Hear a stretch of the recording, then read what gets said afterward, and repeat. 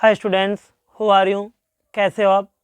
स्वागत है आपका एक नई वीडियो में। और आज हम पढ़ने वाले हैं दोस्तों संक्रमण तत्व रंगीन आयन क्यों बनाते हैं, इनका क्या कारण होता है। तो दोस्तों पहले देखेंगे इनकी एक डेफिनेशन, उसके बाद में देखेंगे इसको एक एग्जाम्पल की सहायता से। तो दोस्तों बात करते हैं इसकी पहले डेफिनेशन की।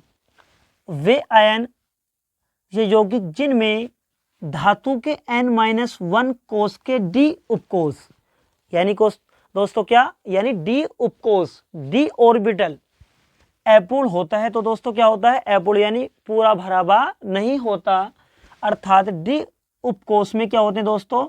अयुग्मित इलेक्ट्रॉन होते हैं। तो दोस्तों जब डी ऑर्बिटल क्या है या आपका अपूर्ण है, तो दोस्तों जब अपूर्ण होगा तो आपके अयुग्मित इलेक्ट्रॉन उसके अंदर होंगे। तो अयुग्मित इलेक्ट्रॉन होते हैं जिस कारण ये क्या करते हैं दोस्तों? आपके रंगीन आयन बनाते हैं। क्या बनाते हैं दोस्तों? रंगीन आयन बनाते हैं या रंगीन यौगिक बनाते हैं। तो दोस्तों समझेंगे इसको एक छोटे से उदाहरण की सहायता से।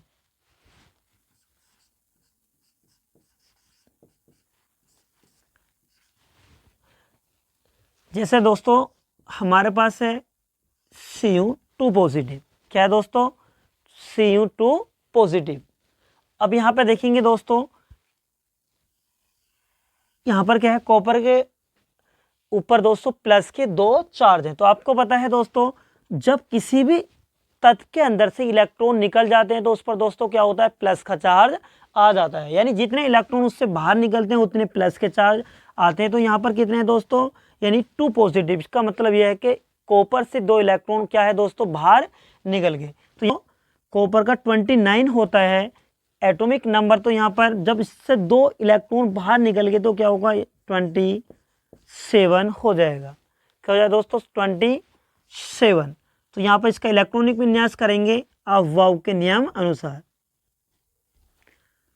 1s2 2s2 2p6 3s2 3p6 गिलेंगे दोस्तों। 2 4 10 2 12 18 4s2 और दोस्तों 3d7 गिनेंगे। 2 4 10 2 12 18 20 दोस्तों 27 यानी 27। अब हमारे पास थे 27। हमने हाफ बाउ के नियमानुसार क्या करा दोस्तों? इसका इलेक्ट्रॉनिक विन्यास करा। इसके बाह्य कोष में दोस्तों यहाँ पर डी उपकोष में 7 इलेक्ट्रॉन हैं। पर आप देखेंगे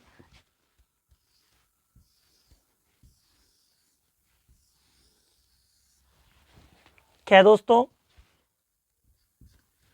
यहाँ पर हमारा क्या है दोस्तों? नाभिक है। अब आपने देखा होगा यहाँ पर क्या है दोस्तों? 1s2, यहाँ पर 2s2 2p6, यहाँ पर 3s2 3p6 और दोस्तों 3d10 3d7 और यहाँ पर 4s2 है। आपने देखा कि दोस्तों जब भी इलेक्ट्रॉन निकलते हैं वो क्या निकलते हैं दोस्तों? जो सबसे ऊर्जा स्तर जो होता है सबसे अंत में होता है, बाहर होता है, उससे निकलेंगे। तो यहाँ पर जो 2 इलेक्ट्रॉन निकलेंगे किससे निकलेंगे दोस्तों? यहाँ पर कॉपर के यानी किससे? 4s से। तो यहाँ पर क्या हो जाएगा दोस्तों? 0। तो यहाँ पर इलेक्ट्रॉनों की संख्या कितनी हो जाएगी? यहाँ पर 9 हो जाएगी। कितनी हो जाएगी दोस्तों? 9 हो जाएगी। इसको करते हैं क्लीन।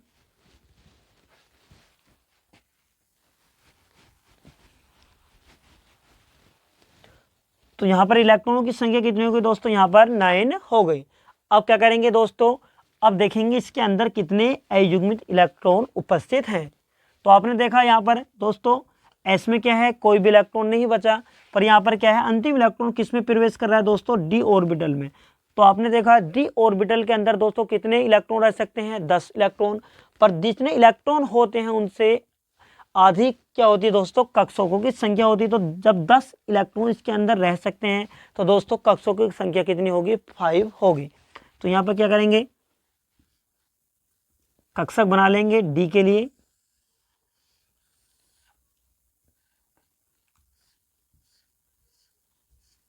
कितने हो दोस्तों? 5 कक्षक होगी। किसके? डी के लिए।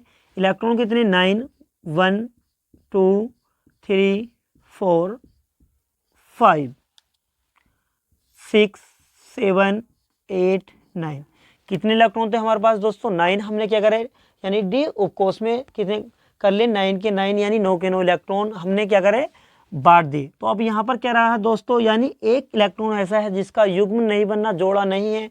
तो यहाँ पर क्या है दोस्तों, यही इलेक्ट्रॉन जिसका जोड़ा नहीं होता, जिसका कोई साथी नहीं होता, वो क्या होते हैं, आपके अयुग्मित इलेक्ट्रॉन कहलाते हैं। क्या कहलाएंगे दोस्तों, यानी ये क्या कहलाएगा, अयुग्मित इलेक्ट्रॉन। यही क्या है दोस्तों, आपका अयुग्मित इलेक्ट्रॉन है।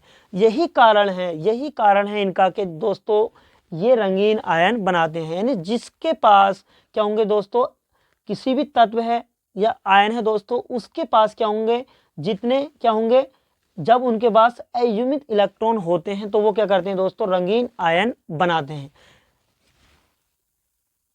अब देखेंगे दोस्तों, एक कारण और है इनका,